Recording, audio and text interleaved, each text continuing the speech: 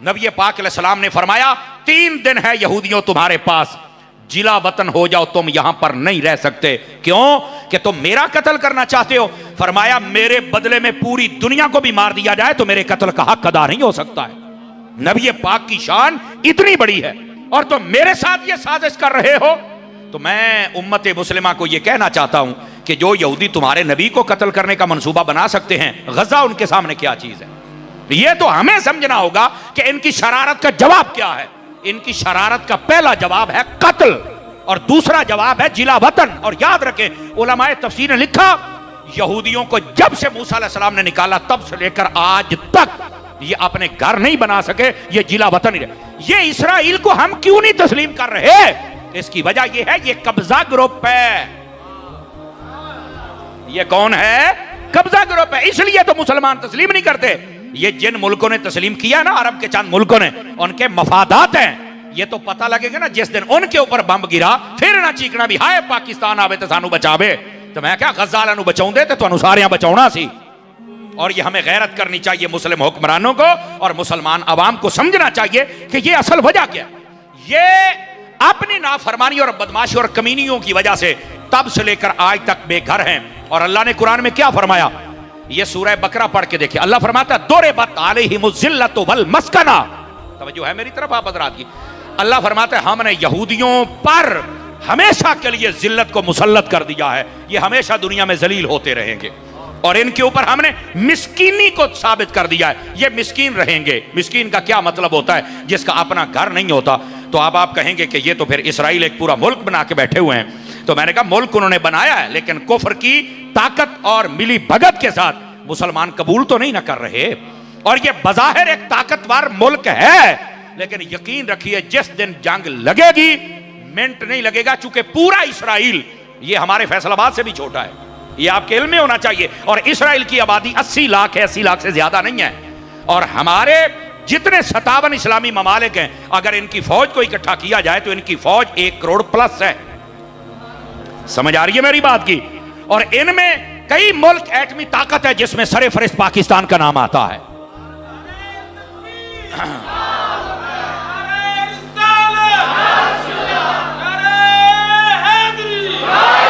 बात आपकी खिदमत में यह बता रहा हूं कि इन यहूदियों को वहां से जिला वतन कर दिया गया, लेकिन इसके बावजूद आजकल एक जत्थे की सूरत में इसराइल में बैठकर ये मुसलमानों पर जुल्म सितम कर रहे हैं।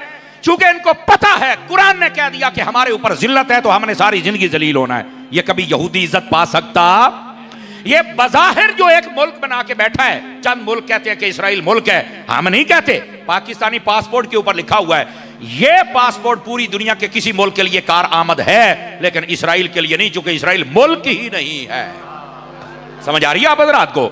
मेरे अजीज, चूंकि ये एक कब्जा किया गया इस जमीन के ऊपर और इस कब्जे को फिर इन्होंने आहिस्ता आहिस्ता अपने घर में और मुल्क में तब्दील कर लिया। अल्लाह ने कुरान में कहा ये बर्बाद होंगे। लिख लो मेरी बात, इसराइल बर्बाद होगा।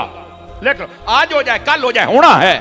लेकिन अभी तक तो हमारे हुक्मरान ये भंग पी के सोए हुए हैं। पता नहीं ये अंग्रेजों के कुत्ते नहलाने वाले हमारे ऊपर कब से मुसल्लत हो गए, जिनको असल पता ही नहीं है कि हमने करना क्या है। अरे इनके तो पैसे बाहर है ना, इनके कारोबार इनके मुल्कों में, इनके बच्चे पढ़ रहे, इन्हें रिश्तेदारियां कीतियां ने। इनको क्या पता कि हमने आंखों में आंखें कैसे डालनी है। यहां कोई सलाहुद्दीन अयूबी जैसा है, टीपू सुल्तान जैसा है, सुल्तान महमूद गजनवी जैसा है, या कम अज कम बाबा जी खादिम हुसैन रिजवी जैसा है।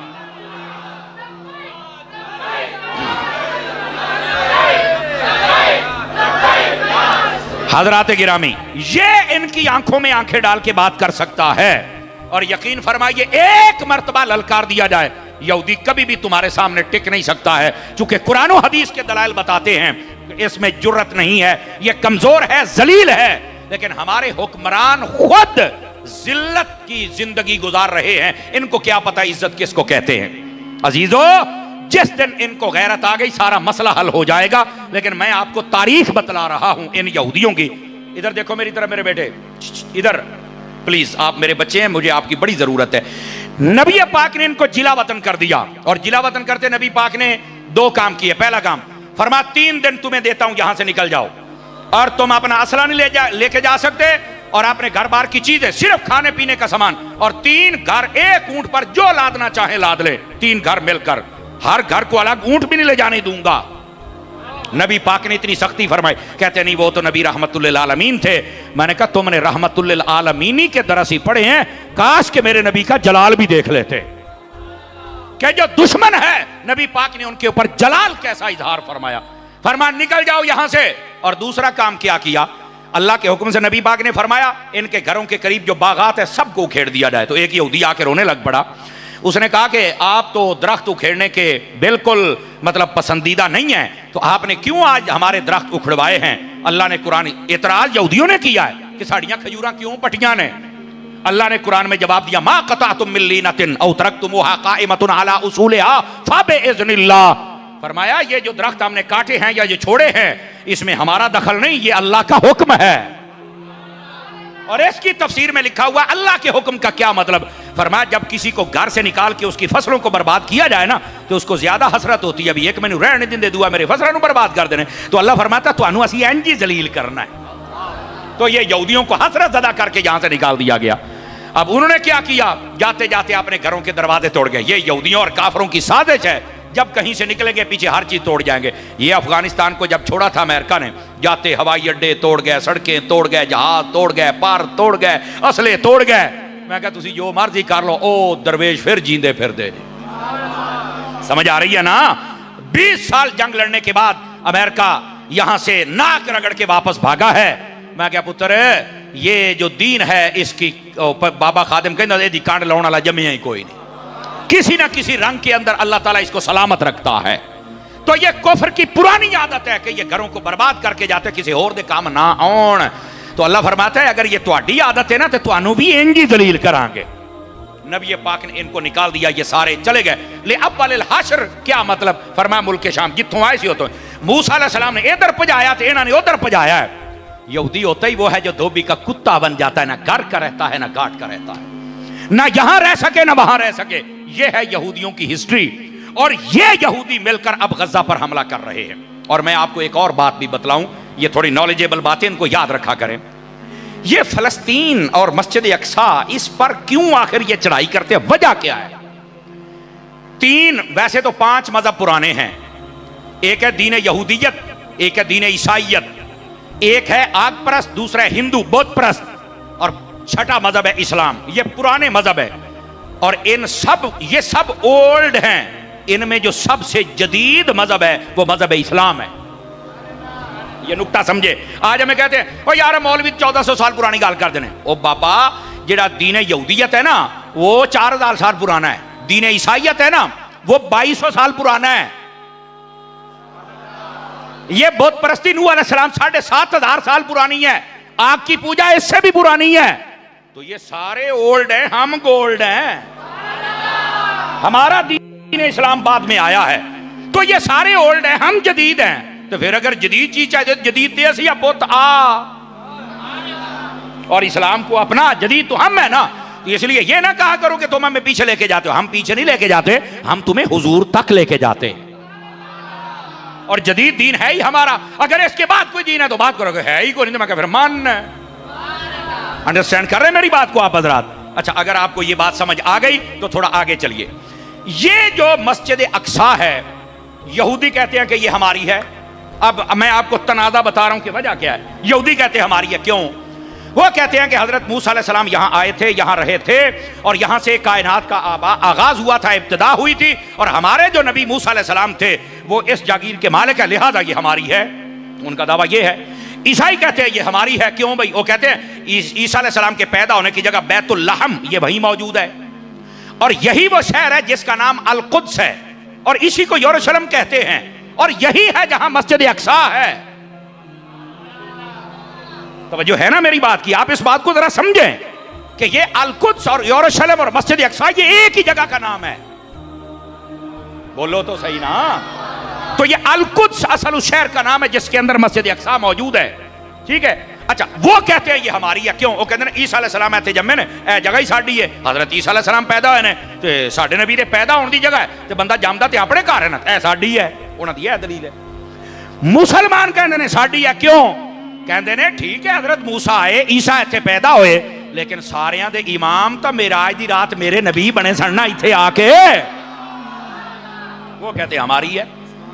अब ये है तनाजा, यहूदी अपनी तरफ खींच रहे हैं, ईसाई अपनी तरफ खींच रहे हैं, और मुसलमान जिनका असल हक है, चूंकि यहूदी दीन भी खत्म, ईसाई दीन भी खत्म, मनसूख, अब दीन है तो फकत दीन मोहम्मदी, इसके अलावा कोई दीन नहीं है। और नबी पाक जब चले गए तो उनको अकल से सोचना चाहिए कि मेराज की रात जब हमारे नबी भी मुक्तदी बन गए और मुसलमानों का नबी इमाम बन गया, तो फिर तो हर चीज उनके कब्जा इख्तियार में आ गई ना।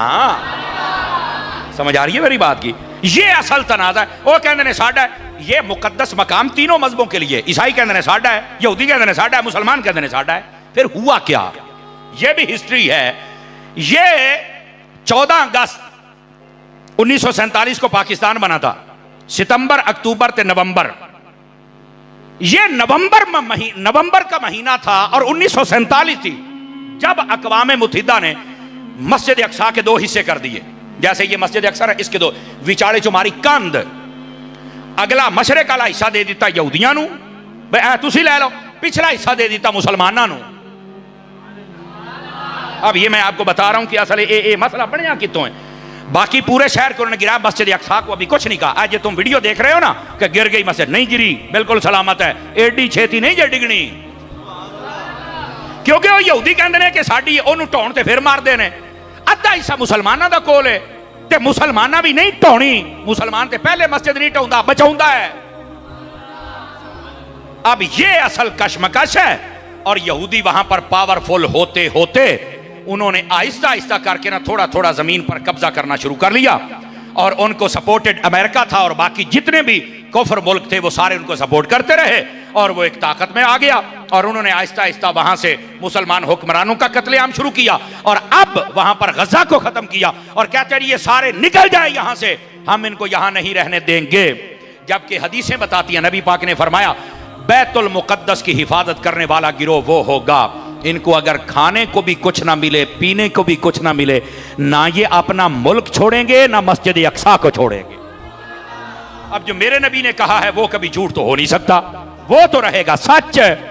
और यही वजह है कि मुसलमान वहां पर हर रोज सैकड़ों की तादाद में शहीद हो रहे हैं, लेकिन वहां की औरतों और बच्चों को भी सलाम है कि वो मस्जिद अक्सा को खाली छोड़कर नहीं जा रहे, चूंकि उनकी हिफाजत करना यह बशारत मेरे मुस्तफा ने अता फरमाई है, इसलिए वो मुसलमानों पर जुल्म सितम कर रहे हैं। चाहिए तो यह था कि सबसे पहले सऊदी अरब स्टैंड लेता, पाकिस्तान स्टैंड लेता, लेकिन सऊदी अरब नू अपनी पई है, पाकिस्तान नू अपनी पई है।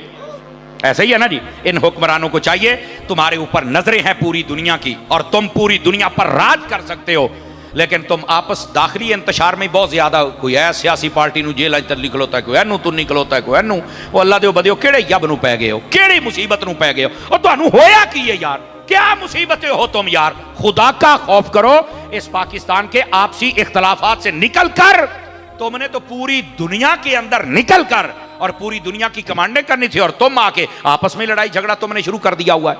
और देखो जब बंदे आपस में लड़ते हैं ना, इधर देखो मेरी तरफ, तो फिर कुफर पता कैसे फायदा उठाता है। आप देखो 3 दिन हो गए इंडिया ने तुम्हारा हशर क्या किया हुआ है, और वैसे भी उनका जो मीडिया है वो खबर देने में ऐसे लगता है, उन्होंने खबर सुन लो ना तो एवं लगता भी जहाज जेडे ने ना वो शेखुपुरा टप्पे आते रहे उन्होंने। हाँ हाँ मजाक तो इलावा इतने आ ननकाने के नेड़े नेड़े जे, 10 मिनट बाद फैसलाबाद पहुंचने वाले जे, ये हो गया। मैंने कहा ये एक अलग मसला है, कुफर में इतनी ताकत नहीं होती, मुसलमान के साथ इतनी जल्दी पंगा नहीं लेता, लेकिन वो आहिस्ता आहिस्ता करके एक एक बंदे को मारता है, जैसे गजा फलस्तीन में किया। और वैसे दूसरी तरफ ऐलान कर दिया कि हम तुम्हारा पानी बंद कर देंगे। देखिए पानी बंद करना तो हमारे आर्मी चीफ ने कहा, इसका मतलब यह है कि ये जंग है और असी तुहानू दसांगे तुसीं पानी किवें बंद कीता है, और उम्मीद ये है कि हमारी फौज, हमारी दुआ और हमारे जज्बात उनके साथ हैं, असी पानी खुलवावांगे। लेकिन मैनू इंडिया की समझ नहीं आती भी पीना तो तुसीं गां दा पिशाब है ते पानी काहदे वास्ते बंद कीता जे। इसे तरह ना जी मम्मा को गल ते दसो ना यार, वो पीना तो तुसीं फिर गां दा पिशाब है और पानी बंद कर दियो केना दा, जिना ज़म-ज़म पीना है। इनके साथ ऐसा रवैया ना रखो, तो समझ नहीं होनी तो होया की है। और ये पहलगाम के अंदर एक ड्रामा रचाया, कितने स्याह मर गए हैं, हाल हाल बात। पाकिस्तान ने अच्छा जवाब दिया, इन्होंने कहा कि फजाई सरहद बंद है, कोई तो जहाज साढ़े उत्तर लंघ सकता, अच्छी बात है। और दूसरा इन्होंने भी कहा 48 घंटे ने सारे इंडियन निकल जाओ इतों, असीं तुहाडा बंदा को नहीं रखना, अच्छी बात है।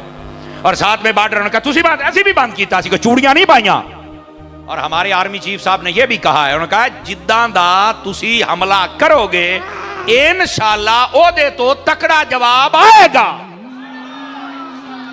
और यहां पर पहली तो बात है, आलमी दुनिया को समझना चाहिए कि ये अगर जंग लग गई तो ये एक एटमी जंग होगी, याद रखो, बचेगा कोई भी नहीं। ठीक है, पहली तो बात है दानिशमंदी से काम ले। और दूसरी बात ये है कि ये झूठा प्रोपेगेंडा है, इससे बचें। और तीसरी बात ये है, हमारे हुक्मरानों को इधर देखो, हमारे सहाफियों को, हमारे मजहबी बंदों को, हमारे ताजरों को, हमारे सियासतदानों को, हमारी इस फौज को सोचना पड़ेगा कि आखिर ये सारे हम पर हमलावर क्यों हो रहे हैं। कहीं हम आपस में इख्तलाफ तो नहीं ज्यादा कर बैठे। आपस के इख्तलाफात को खत्म करो। सहाफती तौर पर, तिजारती तौर पर, सियासी तौर पर जितने इख्तलाफात है तलखियां कम करो। मजहबी तौर पर जितने इख्तलाफात है कम करो, मेहरबानी करो, खत्म करो और सारे एक पेज पर जमा हो जाओ। इन्हें बताओ हम मुसलमानों की भी हिफाजत करना जानते हैं और अपने मुल्क वतन अजीज की भी हिफाजत करना जानते हैं। समझ आ रही है हजरात के कोई नहीं आपको? तो इस वास्ते जब मुसलमान आपस में अपनी सीटों की तरफ देखता है तो फिर कुफ्र इन पर हमला आवर होता है। लेकिन अल्लाह की रहमत के साथ हमारी फौज एक ताकतवर फौज है और यही बात है, जिनकी फौज ताकतवर होती है उन पर कुफ्र जल्दी हमला नहीं कर सकता। इसी वास्ते 3 दिन हो गए इंडिया की हिम्मत नहीं, लेकिन उन्हें बहुत ओछे हथकंडे जरूर इस्तेमाल किए। लेकिन मेरी दुआ है अल्लाह ताला मेरे मुल्क की हिफाजत फरमाए। जाहिरी सबब फौज है, अल्लाह हमारी फौज को ताकत और हिम्मत अता फरमाए। और फौज को भी हम ये कहते हैं कि जो बंदियां दी लोड़ पवे तो फिर दसिया जे या रसूल अल्लाह कहने वाले अपड़ आउणगे इंशाअल्लाह। और तीसरी बात मैंने जो कही है बार बार दोहरा रहा हूं, हमारे सियासी तौर पर, मजहबी तौर पर, सहाफती तौर पर ये जितने इख्तलाफात हैं इनको ख़त्म करना होगा। हम इतना आपस में उलझ गया कि देख लो दुश्मन हमें आंखें निकालने लग पड़ा। मैंने एक वीडियो देखी छोटी सी, उसके अंदर ना 2 बारहसिंगे थे, वो आपस में लड़ रहे थे और पीछे से शेर आया, उसने हमला किया और दोनों को मार डाला। नीचे तहरीर लिखने वाला लिखता है, उसने कहा जब बंदा अपनों से लड़ता है तो दुश्मन यूं फायदा उठाता है। अपनों से लड़ना बंद कीजिए। आप जितने घरों में हैं अपने भाइयों से मत लड़ा करें। जब आप भाई आपस में लड़ते हैं ना, अपनी बरादरी, जब आप बरादरी से लड़ते हैं, अपने शहर से ना लड़ें। जब आप शहर से लड़ते हैं तो फिर दुश्मन आपका वो हशर करता है कि आपने सोचा कभी नहीं होता। अपने भाइयों के साथ रहें, अपने मोहल्ले वालों के साथ रहें और अपने शहर वालों के साथ रहें। ये आजकल जो नौजवान है ना, छोर छिक्कर नवे नवे सियासतदान, अल्लाह का नाम है, थोड़ा पीछे हटो, ऐ सियाने बंदियां दे नाल बह के इन्हां दे कोल सीखो कि तुमने एक दूसरे की इज्जत कैसे करनी है, कदर कैसे करनी है, काम कैसे करना है। छोटियां छोटियां गल्लां ते अगले दे नाल मुखालफत पा के बह जांदे हो। मेहरबानी फरमाओ, अपने हाल पर भी मेहरबानी करो और बाकी मुसलमानों के हाल पर भी मेहरबानी फरमाओ। समझ आ रही है कोई नहीं आ रही? ये हमारा फरीजा है मेरी जान, हम जो मिंबर पे बैठ के अदा कर रहे हैं कि तलखियां कम करो, इख्तलाफात कम करो, झगड़े कम करो, ताकि दुश्मन तुम्हारे से फायदा ना उठा सके। और जब तुम एक मजबूत अफराद बन जाओगे तुम भी तरक्की कर जाओगे और तुम्हारा मुल्क भी तरक्की कर जाएगा। ठीक है, ये 2 बातें आपको समझाना मकसूद थी। अब आ जाइए जरा तीसरी बात की जानिब। थके तो नहीं है आप हजरात? इंशाल्लाह 12 घड़ियों पे बजेंगे, मुंहों पे नहीं बजने देंगे इंशाल्लाह। उससे पहले पहले आपकी जान छोड़ दी जाएगी, लेकिन उतनी देर तक आप मुझे टाइम दीजिए ताकि फकीर आपकी खिदमत में बात अर्ज करे। ये है जमीनी हकायक गजा के तबार से और ये इंडिया और पाकिस्तान के हवाले से, ये जमीनी हकायक हैं। अब आ जाइए थोड़ा अगली बात, ऐसे मुआमलात होते क्यों हैं? याद रखिए, कुरान और हदीस का मुताला कर लें। ऐसे मुआमलात तब आते हैं जब बंदा कुरान और सुन्नत का रास्ता छोड़ता है। मेरे बेटे बातें बंद करेंगे? बेटे दोबारा मैं फिर गुजारिश पेश कर रहा हूं, मेरे बच्चों आपकी हमें बहुत ज़रूरत है। इधर देखें मेरे बेटे, प्लीज़, आप हमारी फौज हैं ते तुसी साडी पनीरी हो, तुहाडी मैनू बड़ी लोड़ है ते नबी पाक भी बड़ी बच्चियां नाल शफकत करदे सन ते तुसी शफकत करवाओ यार, मेहरबानी करो। हैं, अल्लाह आपको खुश रखे। ज़रा तवज्जो मेरी तरफ रखिए। तीसरी बात यह है, ऐसे मौके तब आते हैं जब बंदा अपनी मन मर्जियां करता है और कुरान और सुन्नत का रास्ता छोड़ देता है। खुदारा हम नीचे से काम शुरू करें, होना तो चाहिए ऊपर से काम शुरू हो, लेकिन ऊपर वाले जो भंग पी के सुते ने तो चलो थले वाले आपा जाग जाने। हमें चाहिए कि हम अपने मुआमलात को अल्लाह रसूल के हुक्म के मुताबिक बजा लाएं। क्या मैं उम्मीद करूं कि ये मामला हो सकता है? अगर हम अपने ताई कोशिश करें तो हमारे बहुत सारे मामलात में खराबियां, खुराफात और जितने रस्मों रिवाज है खत्म हो जाएंगे। जब खत्म हो जाएंगे तो हमारे जितने ऊपर आने वाले अजाब मंडला रहे हैं अल्लाह की रहमत के साथ ये वैसे खत्म हो जाएंगे। हदीस शरीफ में है, तवज्जो मेरी तरफ रखिएगा, अल्लाह ताला अजाब को भेजता है कि जाओ फुला शहर को नेस्तो नाबूद करके आओ। अजाब अल्लाह भेजता है, अजाब जरा गौर से सुनिएगा। वो अजाब आता है और बगैर तबाही मचाए वापस चला जाता है। तो अल्लाह रब्बुल इज्जत बावजूद इसके कि हर चीज का इल्म रखता है, मेरा रब पूछता है मैंने तो तुम्हें भेजा था कि इन सबको बर्बाद करके आओ, तो तू वैसे ही वापस आ गया, हालांकि मेरे अल्लाह को सब पता है। तो वो अजाब कहता है बारी ताला मैं गया था, मेरा इरादा था कि मैं इन सबको बर्बाद कर दूं, लेकिन मस्जिद में बैठकर एक बंदा तेरा जिक्र कर रहा था, दूसरा तुझे सजदा कर रहा था और तीसरा तुझसे दुआ कर रहा था। ये ऐसे बंदों को जब मैंने देखा है तो मेरा इरादा बदल गया कि इनको अजाब कैसे दूं जो तेरा जिक्र कर रहे, जो तेरी इताअत और फर्मा बरदारी में मसरूफ हैं। यानी एक बंदा अगर मसरूफ हो तो सबसे अजाब टल जाता है, और अगर बाकी सारे भी मसरूफ हो जाएं। अच्छा, एक तरफ ये है, अब दूसरी तरफ सुनिएगा, हदीस शरीफ में है, फरमाया कई पहले यानी कौमें बनी इसराइल और उससे पहले जितनी कौमें आई हैं उनकी बस्तियां जब बर्बाद होने लगी ना, तवज्जो मेरी तरफ इधर देखिए, फरमाया उस वक्त क्या होता था, फरिश्ते जब अजाब देने आते ना तो कई फरिश्ते वापस चले जाते। अल्लाह फरमाता इनको बर्बाद क्यों नहीं, या अल्लाह फुला बंदा नेक है, फरमाया नहीं उसका घर पहले बर्बाद करो। कहा क्यों, फरमाया वो इतनी बुराइयां देखकर भी खामोश बैठा हुआ है। मेरे भाई अगर अल्लाह की रहमत एक जिक्र वाले से अजाब को दूर करके तुम्हें बचा सकती है, और अगर कोई बुराइयों पर ना बोले और बुराइयों को अच्छा समझने लग जाए, चुप हो जाए और ये कहे जेना जिथे लगा है लगा ही रहे, उस वक्त अल्लाह का अजाब आता है और सबसे पहले नेकों को बर्बाद करता है, बाकियों की तबाही बाद में होती है। अल्लाह के बंदो अपने अंदर ये जुर्रत पैदा करो कि अच्छाई को अच्छाई कहो, बुराई को बुराई कहो। कभी तो ऐसा काम आ जाए कि नबी पाक की एक हदीस पे अमल हो जाए। मेरे आका करीम ने फरमाया सल्लल्लाहु अलैहि वसल्लम, आप फरमाते हैं जब कोई बुरा काम देखो तो सबसे पहले फरमाया अपनी जबान से रोको, जबान से नहीं रोकते हाथ से रोको, हाथ से नहीं रोक सकते दिल से तो बुरा जानो ना। आज जमाना वो है दिल से बुरा जानने वाला काम भी आहिस्ता आहिस्ता जा रहा है, और याद रखो जिस दिन ये खत्म हो गया फिर अजाब का इंतजार करना। मेरे नबी ने फरमाया जब फितने बढ़ जाएंगे उस वक्त होगा क्या, तवज्जो मेरी तरफ एक एक बात सुनने वाली है। मेरे आका करीम ने फरमाया जब फितने बढ़ जाएंगे पहली निशानी ये होगी कि लोग दीन को छोड़ जाएंगे, दूसरी निशानी लोग जाहिल को अपना पेशवा बनाएंगे, आलिम को अपना दुश्मन समझेंगे। आज वही सूरत हाल है। मिर्जा जैसा जाहिल जिसको कमरे में बांधा हुआ है उसको तो अपना पेशवा माना जा रहा है, और जो उलमा मैदान अमल में हैं उनको कहा जाता है मौलवी ने सारे जना कीता है। नहीं, मौलवी ही है जो तेरा ईमान बचा रहा है, मौलवी ही है जिसने मस्जिदें आबाद की हैं, मौलवी ही है जो 5 वक्त की अजान देता है। बल्कि मुस्लिम शरीफ की हदीस है, नबी करीम अलैहि सलाम ने इरशाद फरमाया ला तसुब्बुद्दीक फइन्नहु युक़िदुल सलात, फरमाया कभी मुर्ग कुक्कड़ हुंदा ना, कुक्कड़ तज टाइम कभी बांग देवे ना तो फरमाया इसकी आवाज को बुरा ना समझना, इसको गाली ना देना। क्यों, फरमाया ये तुम्हें नमाज के लिए जगाता है।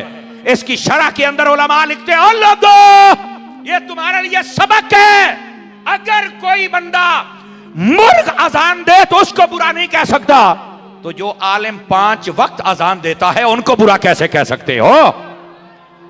इन उलमा की इज्जत को समझो, वकार को समझो। लेकिन नबी पाक ने फरमाया ये पंखा बांधी रहे तो ठीक है, आप बस तकरीर सुने इंशाल्लाह खैर हो जाएगी। इधर देखिए ना, पसीना पसीना आएगा तो मेरी तबीयत खुलेगी ना। तवज्जो मेरी तरफ रखिए, जरा सीधा होके, अगर नाराज ना हूं तो, थके हुए भी ना हूं तो सीधे होके बैठिए, और इतने सुभान अल्लाह के मुझे पता लगे कि बंदे जाग रहे हैं। वैसे ना भी कहें तो तकरीर हो जाएगी, ये थोड़ी सुभान अल्लाह ना सानू तकरीर नहीं आउंदी, सानू वैसे ही आउंदी हुंदी है, लेकिन ये एक रब्त होता है गुफ्तगू का, वो जुड़ा रहता है। इधर देखें, मेरे नबी पाक सल्लल्लाहु अलैहि वसल्लम ने फरमाया फितने जब उरूज पे होंगे निशानियां, तवज्जो है, नबी पाक ने फरमाया जाहिल को अपना पेशवा बनाया जाएगा और आलिम को पीछे किया जाएगा, कमीने बंदे को इज्जत दी जाएगी और इज्जत वाले को जलील समझा जाएगा। नबी पाक ने फरमाया शराब आम होगी और रोकने वाले को बुरा समझा जाएगा। फरमाया सड़क किनारे पर औरतें बदकारी करेंगी और रोकने वाला कोई नहीं होगा। आज सारी सड़क किनारे खड़ी हैं, जहां से बिठाओ गाड़ी में लेके चले जाओ, यही बदकारी और किसको कहते हैं। मेरे नबी ने फरमाया अपनी बीवी को मां पर तरजीह दी जाएगी और बीवी की इज्जत को आगे बढ़ाया जाएगा, मां को पीछे फेंका जाएगा। फरमाया दोस्तों की इज्जत की जाएगी, अपने बाप की इज्जत नहीं की जाएगी। ये मेरे नबी निशानियां बतला रहे हैं। फरमाया खयानत आम होगी, झूठ आम होगा, धोखा आम होगा, और फरमाया उस वक्त एक और मसला, नाच गाने वालियां भी आम होंगी, जहां चाहो तुम नाच गाना उनका देख सकते हो। आज ये हालात तुम्हारे सामने है और हमारे कई लोगों ने माहौल ऐसा बना दिया, महफिल करनी हो तो इजाजत लेनी पड़ती है सिक्योरिटी की, और अगर कंजर नचवाने हो तो कोई इजाजत नहीं है, सारे कंजर खड़े होकर देखने शुरू कर देते हैं। मादरत के साथ कोई जुमला सख्त हो तो मुझे माफ कर देना, और ये सख्ती अगर हम करते हैं तो हमें भी डॉक्टर समझा जाए कि जो ऑपरेशन करते वक्त छुरी चलाता है तो तुम्हें तकलीफ नहीं होती भी, साढ़े फायदे वास्ते करता पे है, तो सानू भी मजहबी डॉक्टर समझ लो, खैर है। हूं चुप हो गए जे जनाब है, असि भी अगर ऑपरेशन करते पे तो निक्का मोटा सानू भी कट ला लेने दे मेरा पुत, टेंशन ना ले। तो ये नबी पाक सल्लल्लाहु अलैहि वसल्लम ने इस बात को वादे फरमाया। सवाल ये है, इधर देखें मेरी तरफ, शीशा मैंने आपके सामने कर दिया, हर बंदा खड़ा होकर अपना चेहरा देख रहे हैं, इसके अंदर कैसा नजर आता है। हर बंदे को अपना चेहरा देखना चाहिए, और अगर ये गंदी तस्वीर उस चेहरे में नजर आए तो फिर शीशे को ना तोड़ो, और मैंने शीशा दिखाया मुझे बुरा ना कहो, बल्कि अपना चेहरा धो के आओ।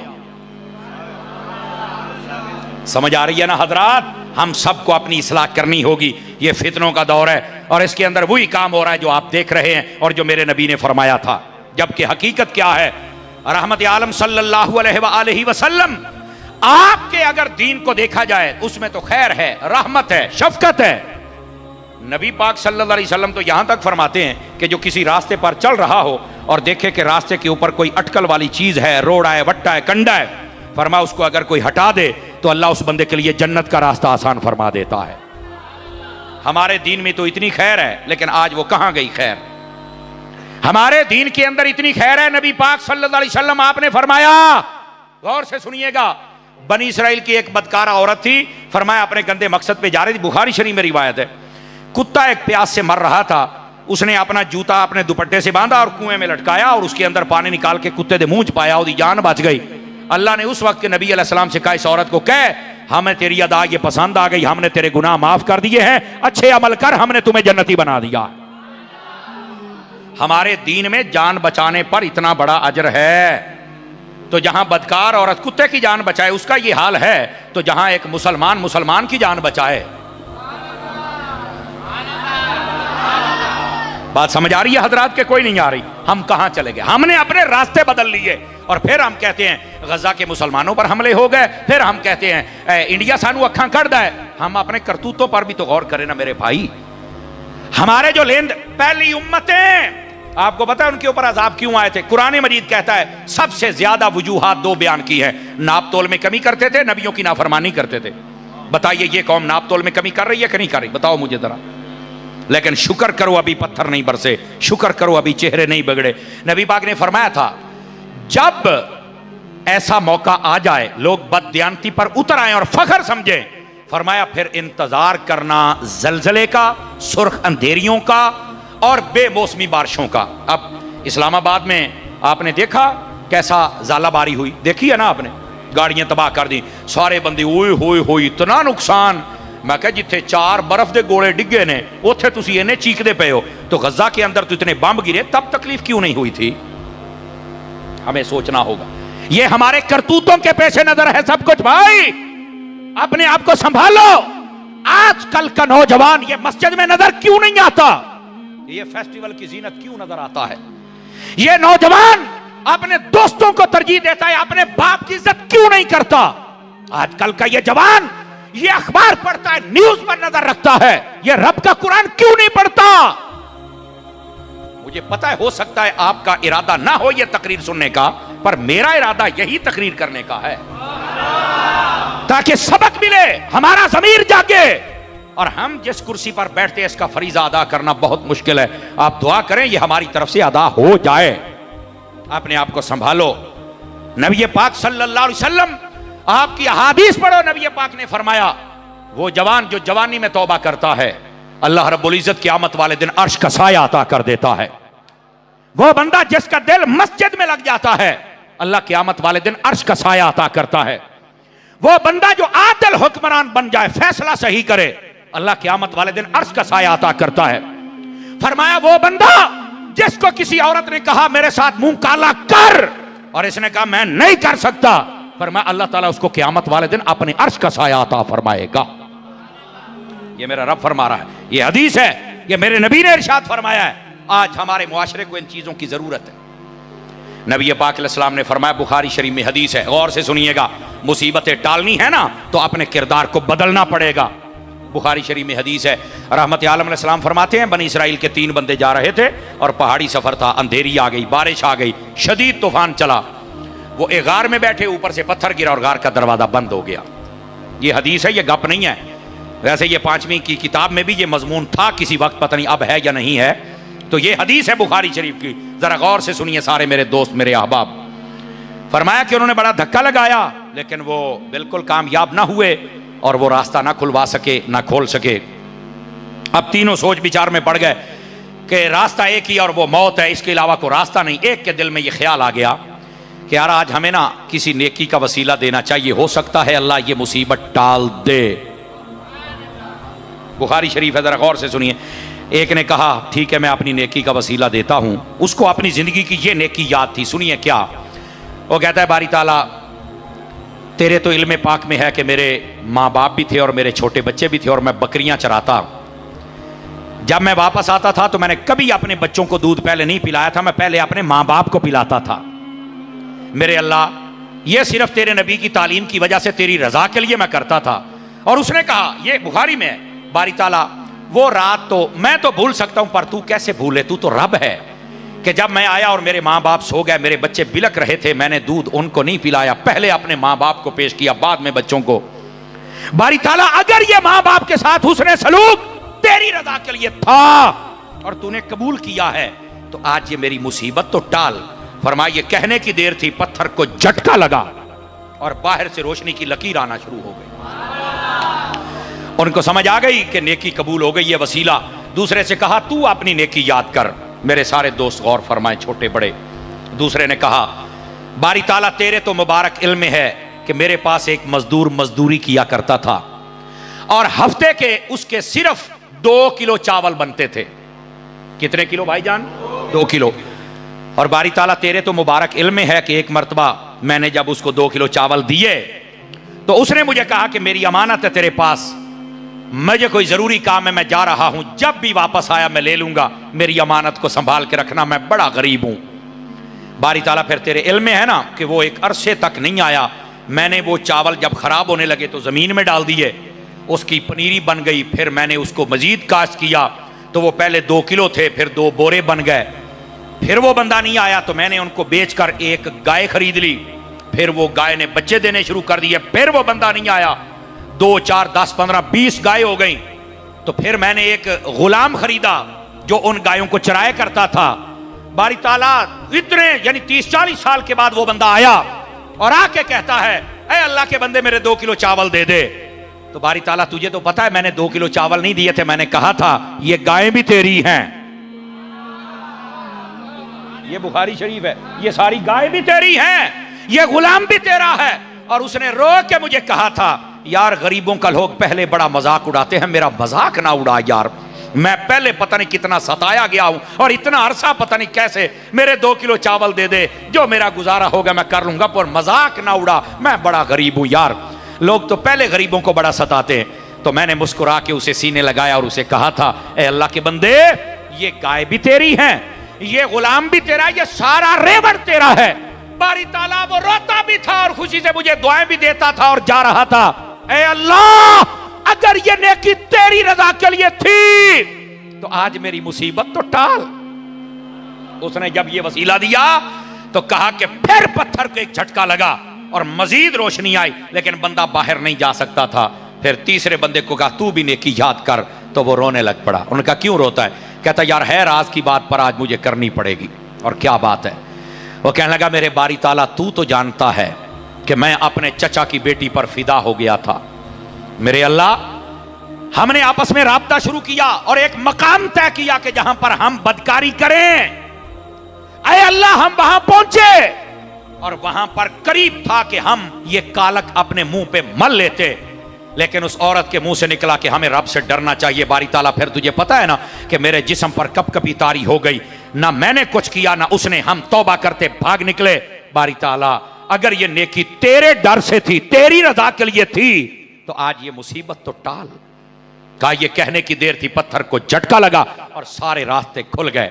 अजीजों, अपने किरदार को बदलना पड़ेगा। और उलमा ने लिखा है, जो चाहता है मेरी रुकावटें हट जाए, उस बंदे को चाहिए कम से कम ये 3 नेकियां करे, मां बाप की इज्जत करे, हर रुकावट दूर हो जाएगी। फरमाया दूसरी, गरीबों का हक न खाए, हर रुकावट दूर हो जाएगी। और तीसरी, कभी बदकारी ना करे, अल्लाह सारी रुकावटें दूर फरमा देगा। फरमाया सिर्फ दुनिया नहीं, कब्र के अजाब को भी दूर कर देगा, हशर की रुसवाई को भी अल्लाह दूर फरमा देगा।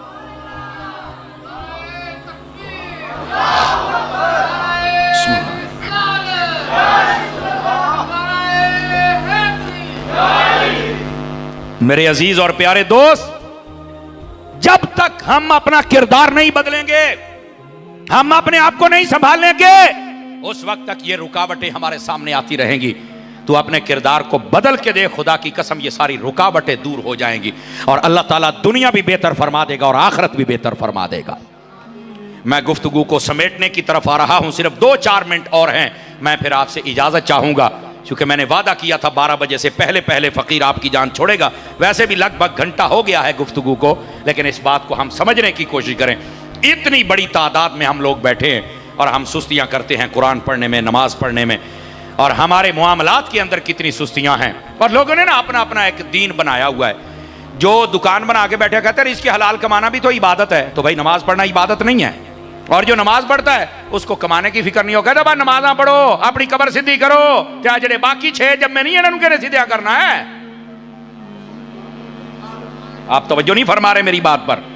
हर बंदा अपने ज़हन के मुताबिक ज़हन बना के, और खुद मुफ्ती ना बनो, दीन को समझो मेरी जान। नबी पाक सल्लल्लाहु अलैहि वसल्लम आपकी सुन्नत के मुताबिक जब दीन पर कोई अमल करता है, अल्लाह ताला इतना अजर देता, बंदा सोच भी नहीं सकता। मेरे आका करीम अलैहिस्सलाम ने फरमाया, तवज्जो हो तो सुना दूं हदीस आपको अगर जाग रहे हैं तो।